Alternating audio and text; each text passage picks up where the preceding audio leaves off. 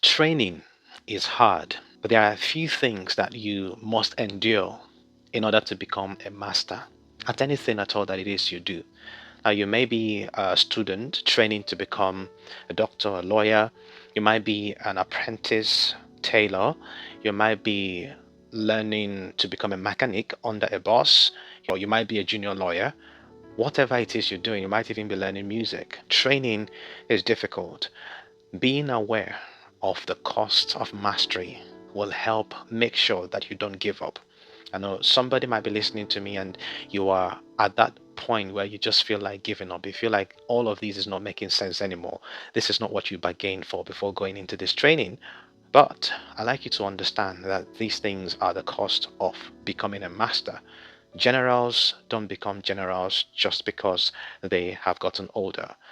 Generals in the army become that on the grounds of how many wars they've fought, on the grounds of battles they've conquered, difficulties they've surmounted, and so on.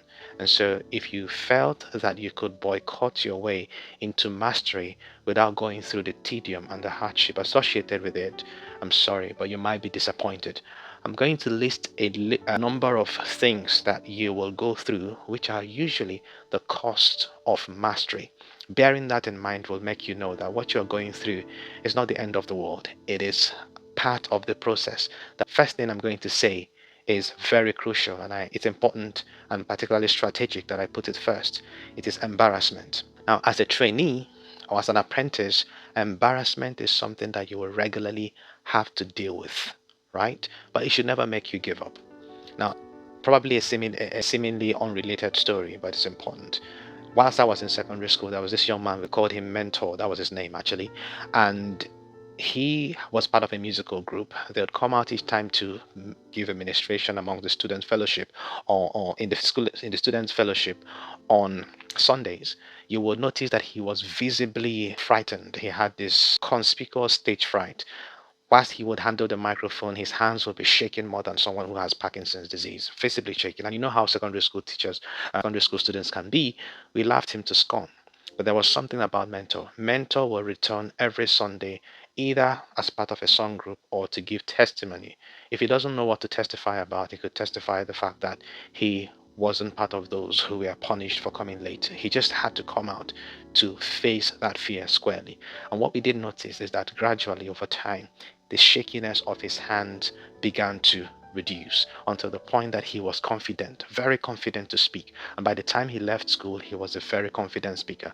Someone will see him outside there tomorrow and feel like this guy is a very wonderful speaker, he's a very eloquent, very articulate, but they will never know there was a time that this young man could barely hold a microphone and stand before a crowd, let alone speaking.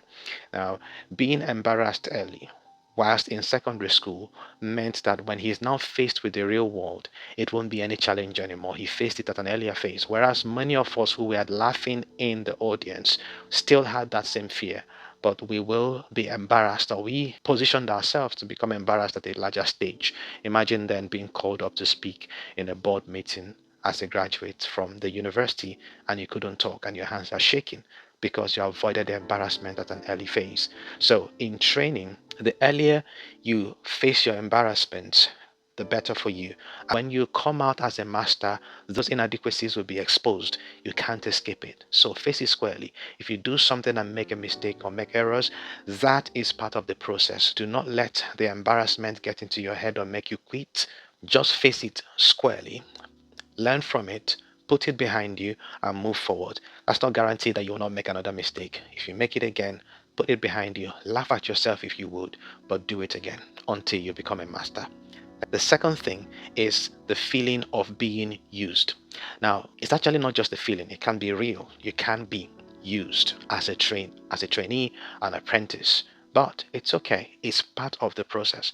I was once doing a job, and in that job, I noticed that some of my seniors would push certain jobs that are meant to be done by them to me, but they will smartly push it to me because they didn't want to do it. And they won't send it to their colleagues who were at their same level, because obviously those people will notice that they are trying to just shy away from their work. And so they'll push it to some of us who could not talk, who could not obviously express our dissatisfaction with those things. So I'd see them. I won't complain because complaining wouldn't change anything. I'll do it because I know I am learning. It's part of the training, it's something I have to endure. This whole thing is just part of the process of being an apprentice. You will endure it, but you will conquer it. You will become better. As they are pushing those responsibilities to you, you are learning from them and becoming better. It shouldn't crush you. It should be something that builds you until you become a master at doing those things. The next thing is long hours. You may have to work longer than a master would. So you might have to come earlier than your boss. You might have to leave later than your boss. It is part of the price of mastery. Everybody who became a master went through these things at some point, but that you don't see it at that level.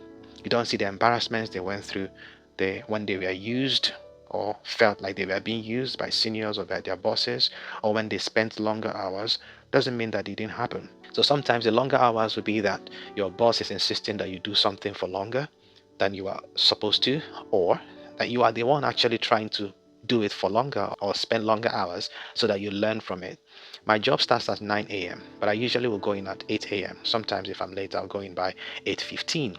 The first 45 minutes I use it to go through my patients I'm going to see and read up a little bit on the things that are not very clear to me, and before I begin to see my patients. Most days as well, I leave later than other GPs. Not because I just want to. Sometimes it's because, they leaving later. Sometimes it's because I've not gained enough mastery, enough efficiency, and become very good at managing my time like they would. But I've accepted it. I'll work longer hours now so that in future, when I've gained mastery, I will be able to leave earlier. It's part of the training process. So embrace it. The next is physical and maybe emotional pain. Training can be painful physically. All these things we are saying about longer hours, possibly being used, facing embarrassment, they can cause both physical and emotional pain. But again, it's the price. When you eventually become a master, those things, those pains will reduce because you don't have to go through all the rigor anymore. You've come to the point where you can stay afloat. So it's temporary. In all these things, just remember one thing, that this phase is transient. Okay? You will get through it and you will be better. If there are things you can improve, I'm not just encouraging you to endure pain excessively. If there are ways to improve the pain or the rigor or the tedium of your work, please do. But if there are things that you just can't control and it's just part of the system because you're in training, just endure it. You will get through it, right? Masters went through it and they became masters. That will be your testimony after you become a master. If everything were just roses, what story would you have to tell? Next, of course, is the financial cost. You may have to pay for courses, you may have to pay for extra materials to learn. But yeah, after you become a master, you don't have to pay for those things anymore. Sometimes you can even become able to make money by training other people or by selling some of those materials. But whilst you're in training, it will cost you more, right? It's an acceptable part of the training process. The next one is reduced social life. Again, the long hours might mean that you don't have a lot of social life. You don't have a lot of time to spend with friends as you would want to, or they would want you to. But you should be aware that in the process of training, you will sacrifice some good level of your social life. You see, the Bible does say that no one who warreth entangleth himself with the affairs of this world. I'm not saying don't have any social life at all. I'm just prepping your mind to be aware that it will be tampered with. Your social life won't be the same as someone who has become a master. In the US, for instance, attendings, as I hear that, who we call consultant doctors, can maybe work 7 days a week, 7 days off. So at that point, they have a lot of time to spare. But as residents, they were working 80 hours a week. So sometimes 6 days of 12-hour shifts or 6 days of 8-hour shifts intense every week for 1 month. Okay, nearly zero social life. But it's the cost of their training. And when they are done with that, they can then be rewarded with free time to socialize more. Lastly, similar to the penultimate, is boredom. Training can become boring. Imagine you are playing music or you're training to become a musician, and they're teaching you a particular scale, or yeah, particular scale. You try it first time, second time, 20 times, and you've gotten bored of it. It's no longer sweet to your ears, but you have to keep doing it until you gain mastery over it. It's boring, and that's where many people quit. When it's no longer sweet, it's no longer exciting, they quit. But you are supposed to stick with it, okay? Because that's part of training. It's part of the pains of training, and boredom sometimes can be a more excruciating pain than physical pain. But that's what you need to endure if you must become a master. Endure boredom. With time, for the musician, for instance, you have gained mastery of that scale to the point that you can begin to improvise. By the time you begin to improvise, you find that it then becomes sweet. You can then create things from that thing that initially seems boring. So you see, boredom can happen with training, but when you become a master, that boredom drastically reduces. It may not completely be eliminated, but it will drastically reduce. Now, the bottom line of all of this is summarized by what the scripture says: looking unto Jesus, the author and the finisher of our faith, who for the glory set before him endured the cross, scorning its shame. So you see, in whilst you're in training, there will be a cross for you to carry. These things I mentioned are the cross of training that you have to carry. If you are looking at the cross, it will be difficult for you to carry it and to finish.